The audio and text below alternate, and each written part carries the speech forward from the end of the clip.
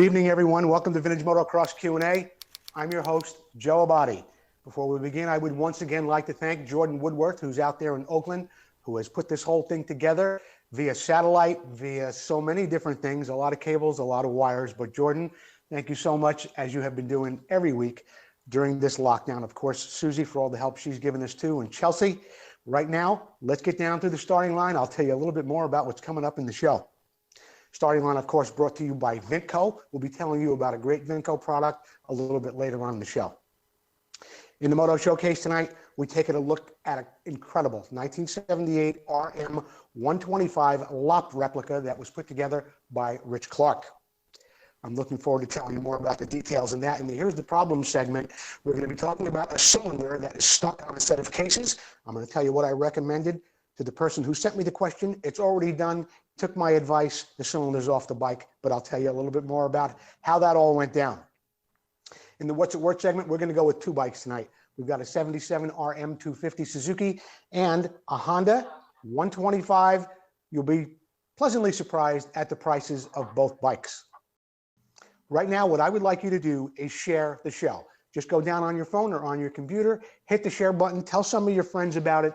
And tonight, what I'm going to do, Susie's going to pick a random person who shares the show. And what they're going to do is they're going to win this book by Gary Bailey.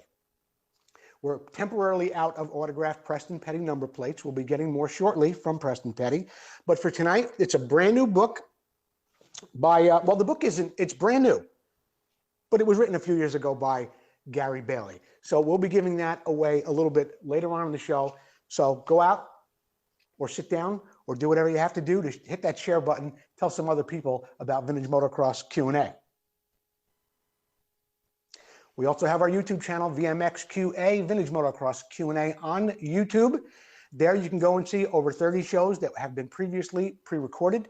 They're all in high definition. You can watch them on your iPhone, your phone, your computer. You can watch them on your smart TV. Don't forget, get over there, subscribe to our channel on YouTube, and you can get everything you're seeing here, but on your television and in high definition. Subscribe today if you can, right after the show tonight. As always, I want to thank our sponsors who have stuck with us through the COVID-19 lockdown. AMSOIL, Metro Racing, of course, Metro Racing, who produced this shirt for us. I love it. Thank you so much, Peg and Don Miller. Preston Petty Products, Vinco, FastGuyStuff.com. A little bit later on, after the show is over, please support our sponsors. You're home right now. They're still trying to make a buck. If you can, go and support our sponsors the way they supported this show so we can bring you a program every week.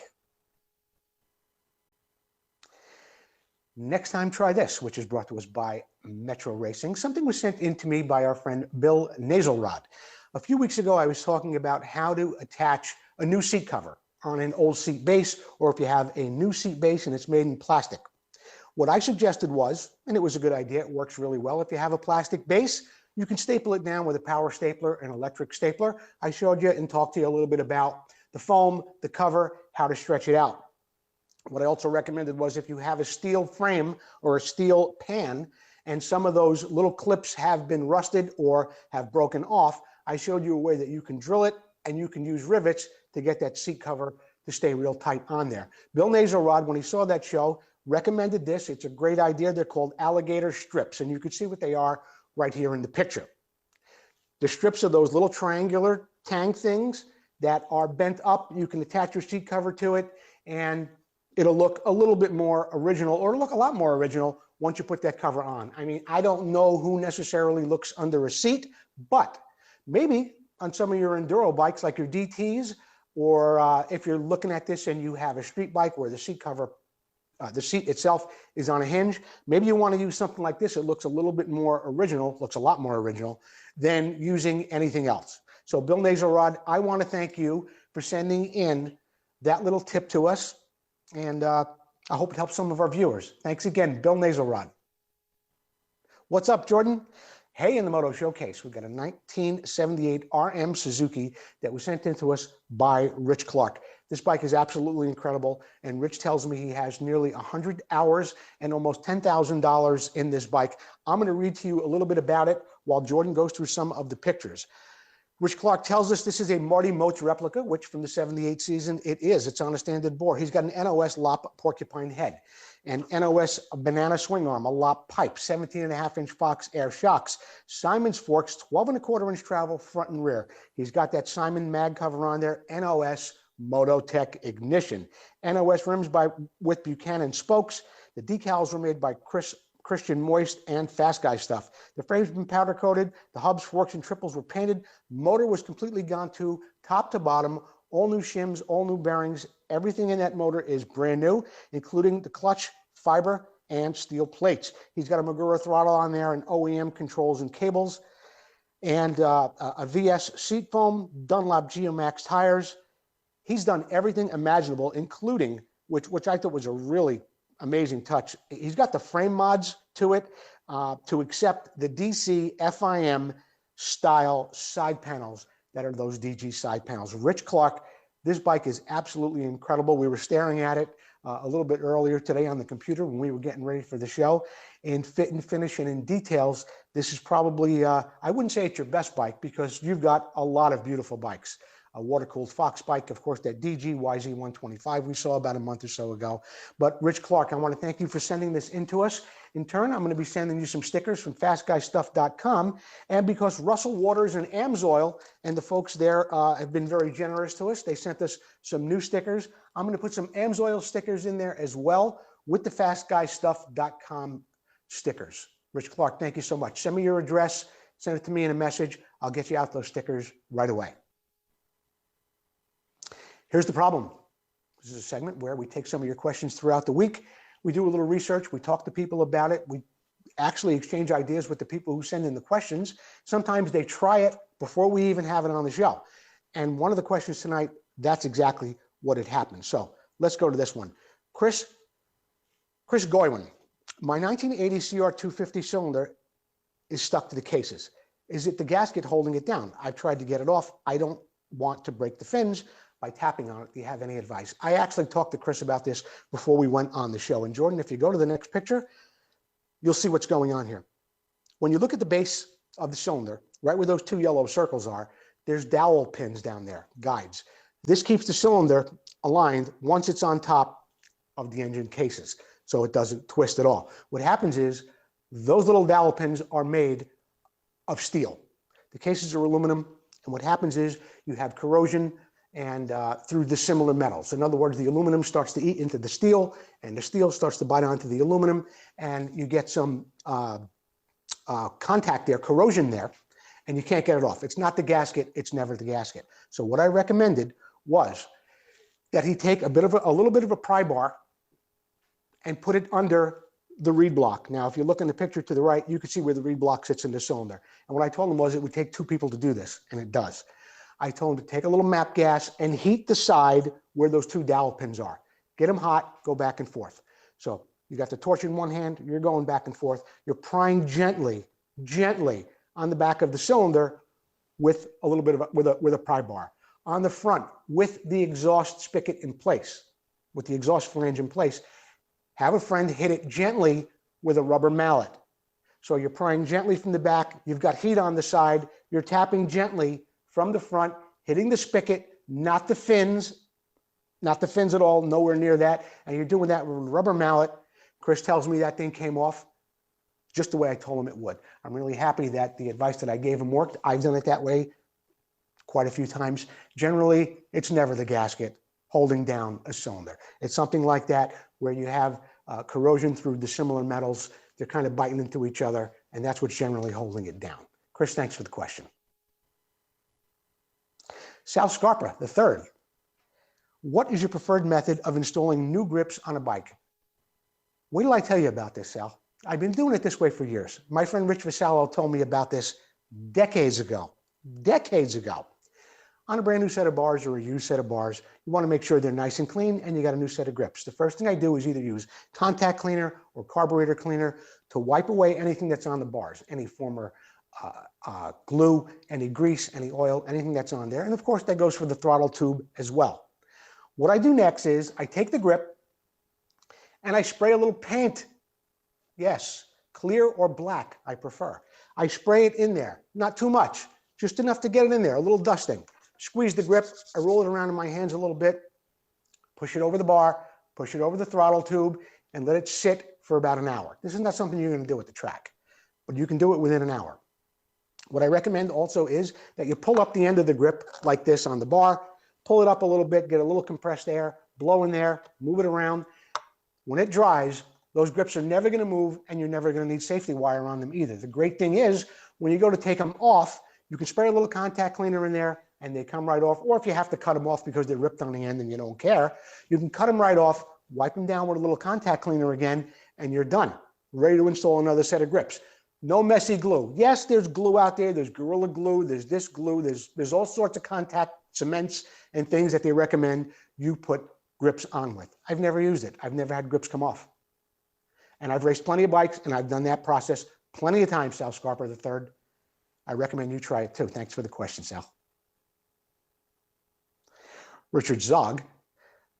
The quality looks good. The prices are reasonable. Would you suggest I buy replacement spokes for my bike from Taiwan? No, I would not. I wouldn't recommend you buy it for a couple of reasons. Number one, they may look nice, but I don't know if the quality's there on steel, on plating from Taiwan. The biggest problem I have with it all is when you get the wrong spokes or they're the wrong size, you're not calling somebody in Taiwan. Buy your stuff from American sellers. Buy it from Buchanan. Buy it from Circle Racing, from Tom McAllister. There are places in America that sell spokes. Buy them from them. This way, when you get them, if there's a problem, you can get somebody on the phone and you're going to have a conversation with somebody about it, and you can get them replaced. You can find out what's going on. I've used companies in Thailand, from Indonesia. I'm sure we all have, everybody watching this show. Certain things you can buy, a seat cover, things like that. I wouldn't trust a brand new set of wheels that I'm going to go through all the trouble of building a new set of wheels to go put spokes on it from Taiwan. Buy your stuff in America, especially when it comes to maybe needing service on something when it's the wrong size or you can't get something quite figured out. That would be my recommendation on that. Buy American. In the What's It Worth segment tonight, we've got a 1977 Suzuki RM250. This bike sold just last month. My friend Bill Masho sold it. He posted it on the Vintage Motocross Buyers and Sellers Price Guide page here on Facebook. He sold it for $3,500. The buyer was from Virginia. The bike was real nice. He said it had a little bit of a cosmetic restoration, meaning that Bill went through the bike, probably did bearings, did the engine. It looked like a really nice original piece from the pictures. For $3,500, I really, really like this bike. I like the aluminum tank RMs a little bit better than the following year where they came through with the plastic tanks. $3,500, 1977 RM 250. Well done, Bill Masho, and I think the buyer did very, very well too at that price. On eBay this week, I saw a 1980 CR125 Elsinore. It sold for $3,307. The interesting about this bike was it really looked quite original. According to the description, the only thing that was not original about it was the rear fender, the chain, and I think the grips in the seat cover. That was it. Other than that, the buyer claimed, or the seller claimed, that everything was original about the bike, and it certainly looks like it to me. I saw a minimal amount of paint worn away from the frame, some chips, but his recommendation was you can race it or restore it. I wouldn't restore this bike. I thought it was original enough and it survived long enough where I don't think anybody should take this bike apart and restore it. In fact, I might even have a difficult time telling somebody to race it. That's how really original the bike looked, with the exception of a couple of minor things. But for what was the price on that one, Jordan? $3,307. Creeping up a little bit. Things are still holding pretty well, especially on a bike like that. You don't see them in that condition too often. I thought $3,300 was a fair price for it, and that was in Texas, and it just sold. There was a positive feedback for it on eBay too. I should mention that when I do come on the show and I mention bikes that have sold on eBay, I'll only tell you about something that has had a feedback. I'm not going to just tell you something sold, because that's not always the case. And you see it for sale again a week or two later, the deal fell through, the person never had the money, and we can't really confirm it. This is a confirmed sale according to the feedback. $3,307, $3,307, 1980 CR 125. In the product spotlight tonight, we've got something from Vinco. Oh, I'm sorry, Preston Petty. We are an authorized dealer for Preston Petty products, but there's no need to buy through us. The specials that we show every week are available on the Preston Petty website. It's real simple to do. You go there, there's a little red tag. It says Vmxq&A special. You hit that and you just buy the item that the special pertains to this week from this show.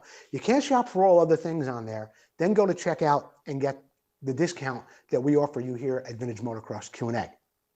You have to go there and buy just the item. This week, it happens to be rear fenders. So there's that MX rear fender, and Preston Petty, Paul Standard, I want to thank you. They've got them in every color except pumpkin orange. There's no pumpkin orange at this time. The regular price is $65.95.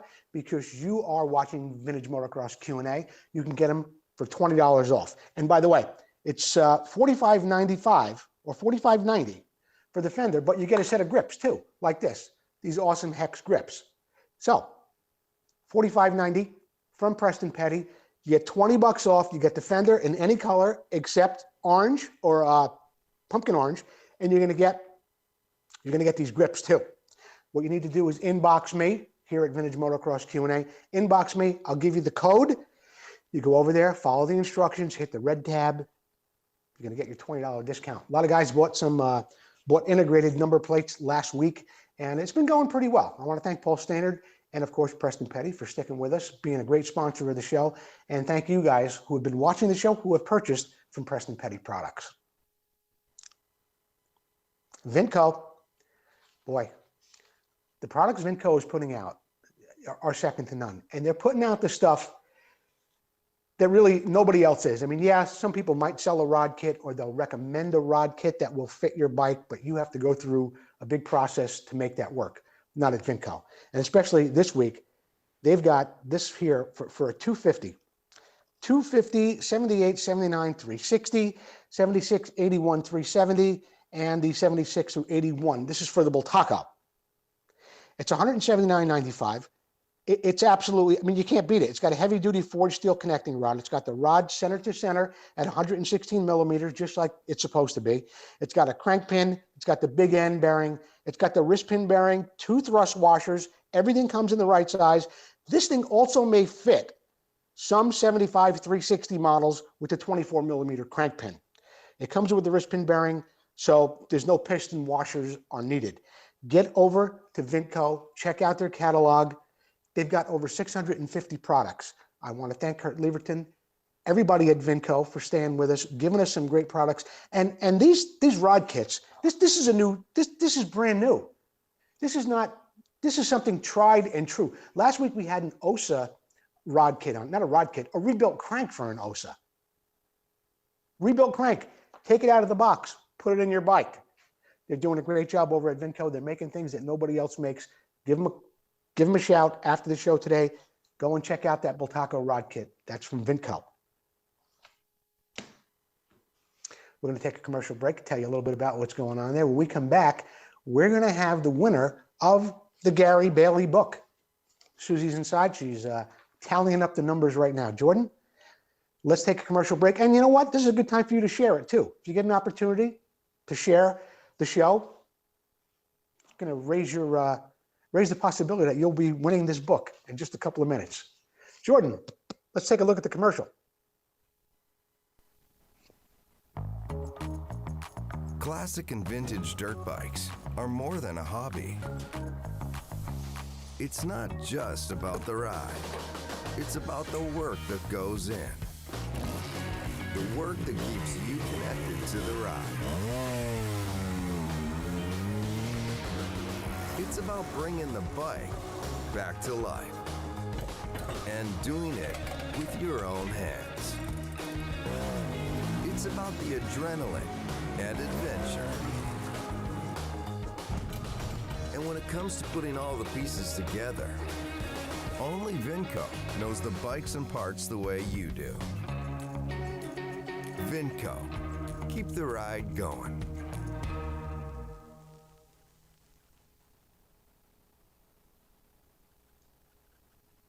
Vinco.com, keep the ride going.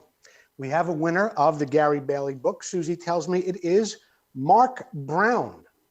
Mark Brown is the winner of the Pioneer to Professor, a professional journey through American motocross, brought to us by, of course, the professor, or the big professor, not the little professor, Gary Bailey. Mark Brown, send me your address. I'll get this right in the mail to you tomorrow. Thank you so much for sharing and watching the show every week. We'll get this book right out to you. And you know what? I'm going to give you some AMSOIL stickers in there as well. You know what? I used AMSOIL this week. I had a bike all finished up. I needed some pre-mix, mixed up a little gas. I used the Dominator 2 racing oil in it. I really like it. AMSOIL says you can mix it at 50-1. You can use it in your injector as well if you have a oil injected bike. I really like this stuff. And I was a user of other oils for many years, some that would ring a bell. Look, let me not get into that. I like AMSOIL now. It's really good. So if you're going to buy some oil, check out AMSOIL online, and they're going to get you some stuff. They're a big supporter of the show. Jordan, what do we got next? We've got announcements, and we've got some really interesting ones tonight. First one up is Marty Smith. Some people have been out there raising money for the Smith family, for Jillian, for Tyler, and for Brooke. And my friend Rich Vasallo, with the help of Rich Dombey from Rich Designs in New Jersey, went and put together this beautiful sticker pack to commemorate Marty Smith. These are $20. That includes shipping in the US. If you're in Canada, if you're in Europe, it's going to be a couple of bucks more. But here in America, for $20, you're going to get that sheet of decals that Rich Vasallo, Rich Dombey have put together. 100% of the proceeds are going to the Smith family. I also want to give a special thanks to Wally Hackensmith for giving Richard the go-ahead to use his sticker. That's that little cartoon sticker on the bottom that Wally Hackensmith is so famous for making caricatures like that for so many of the famous riders. He made one, of course, for Marty Smith, and with his blessing, we're able to offer that on that sticker pack. So, Rich Vasallo, thank you very much for putting all that together. Rich Dombey, Walt Hackensmith, thank you all so much for pulling together, putting this package together. You can go to USA1899@AOL.com to get more information from Rich Vasallo about how to pay him. But I do believe that's his PayPal account as well. There'll be a Venmo thing set up shortly. But right now, and these things are going quick. I heard somebody from France today ordered 10 packs, 10 of them. There's only going to be so many made. Get over there, see my friend Rich Vasallo, send him an email, and let's do some things that we can help out the Smith kids in their time of need. The SoCal Classic, the burner. Scott Burnworth puts on a great race every year. This is the 11th year in a row. Due to the COVID-19 virus, he had to move it back a little bit, but I understand right now he's got clearance to have it on October 24th. So if you plan on going down there, it was supposed to be in June. Reschedule it. It's going to be October 24th. Scott Burnworth's SoCal Vintage MX Classic. I'm going to try and be there. I say try because I might be in Australia, because that was supposed to happen in May for the VMX thing, and it was all turned around. So Scott Burnworth, the VMX thing coming up October 24th. VMX Radio. Every Sunday I put on a show at 4 o'clock. Had some great guests. In the past, I had Scott Burnworth. We had Warren Reed, had Arnie Beeman on a couple of weeks ago. Sunday, I had Brock Glover on briefly to tell us about the Moto Fight Club, MX Fight Club, which was a great little event that was on yesterday. And then I had Mark Hildebrand on. Jordan's going to play a little clip from the Mark Hildebrand show on Sunday, and then I'm going to tell you about who my guest is going to be this week.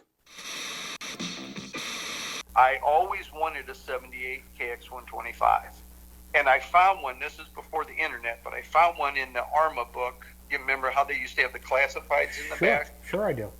So I found one for sale from a guy named Gil Arnez, and I called Gil up and I said, "Man, I really want this bike," and he's like, "Okay, I'll sell it to you for $350." Wow. And he goes, "But I'm telling you, you're not going to be able to get the plastic for it."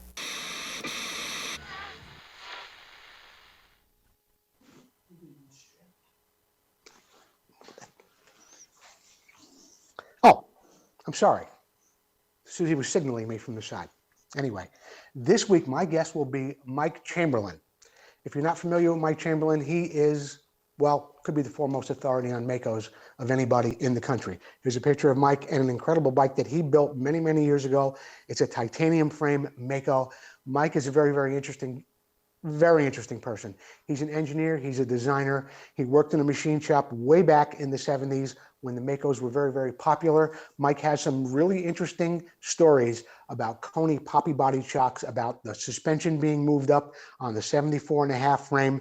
He's got so many great stories. I've been on the phone with Mike a couple of times over the past week. He's just getting over a little bit of a surgery. I want to wish Mike well. I'm going to speak to him again probably tomorrow or Friday, and we're going to have Mike on the radio show 4 o'clock on Sunday, Vintage Motocross Radio at 4 o'clock here on Facebook. Looking forward to speaking to Mike Chamberlain.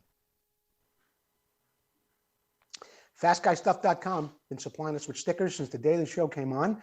Everybody who puts a bike into the Moto Showcase gets a sticker pack from Sean Gomes, FastGuyStuff.com. I want to encourage people, of course, to continue sending in your bikes so we can feature them in the Moto Showcase. We can continue sending you some great stickers from Sean Gomes and FastGuyStuff.com.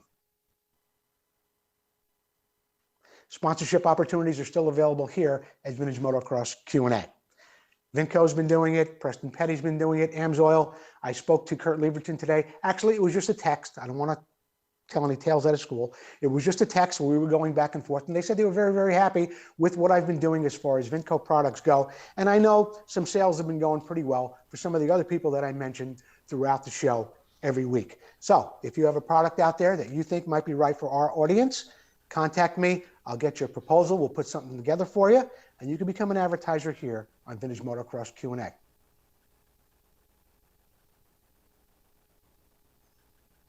That's it, Jordan? That's all we got?